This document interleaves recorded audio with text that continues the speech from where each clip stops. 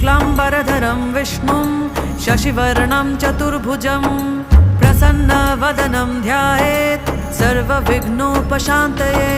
व्यासं वसिष्ठनप्तारं शक्तिः पौत्रमकल्मषं पराशरात्मजं वन्दे शुकतातं तपोनिधिं। व्यासाय विष्णुरूपाय व्यासरूपाय विष्णवे नमो वै ब्रह्मनिधये वासिष्ठाय नमो नमः।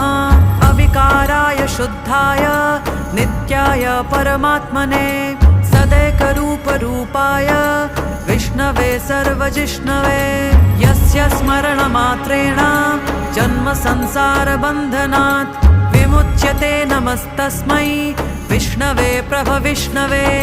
ॐ नमो विष्णवे प्रभविष्णवे। श्रीवैशम्पायन उवाच श्रुत्वा धर्म